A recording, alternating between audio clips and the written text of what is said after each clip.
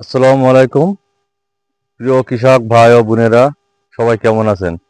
আশা করি সবাই ভালো আছেন। আপনারা যে জাতটি দেখতেছেন, এটা হলো বিধান 114 জমিন। দেখেন, অন্যান্য পাশের জমি দেখেন, এই জমি চাইতে কিন্তু এই জমির তুলনামূলক গ্রোথ অনেক সুন্দর। এই সময় কিন্তু আমাদের স্প্রে করা খুব গুরুত্বপূর্ণ। চারা রোপণের বয়স আজ 50 দিন। তো 50 দিন বয়সে আমি যা স্প্রে করব সেটা আপনাদের সামনে তুলে ধরবো আজকে।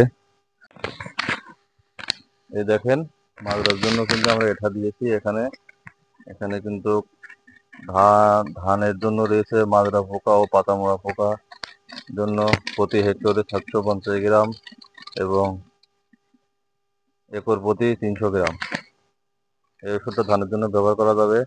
এটা হাদম কোম্পানি, পাতামোড়া আর হলুদ পোকা জন্য।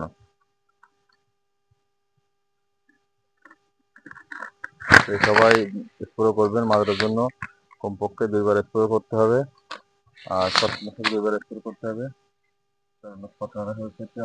যা হোক, কাঠখোর অবস্থায় এবং 10% শীষ বের হওয়ার অবস্থায় 2বার কিন্তু মাজরা স্প্রে করা লাগবে। আর আর হচ্ছে ছত্রাকনাশক মাজরার জন্য। দেখে ওষুধগুলো সুন্দর করে মিশিয়ে নেবেন। মিশিয়ে নেওয়ার পরে আপনারা জমিতে স্প্রে করবেন। এটা হলো অ্যানিস্টার টপ ডাইফোকোনাজল। এর গ্রুপের নাম এই টপের পরিবর্তনে আপনারা নাটিভো দিতে পারেন, টুপার দিতে পারেন, ইসিবিন দিতে পারেন।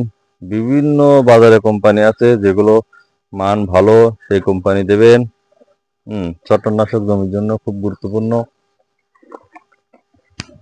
আমরা দেখা যাচ্ছে অনেক সময় মাজরা পোকা আক্রমণ করার পরে তারপর কীটনাশক ব্যবহার করি, সেটা কেউ করবেন না। ফসল ভালো ফলন পেতে আপনারা অবশ্যই 3বার স্প্রে করবেন।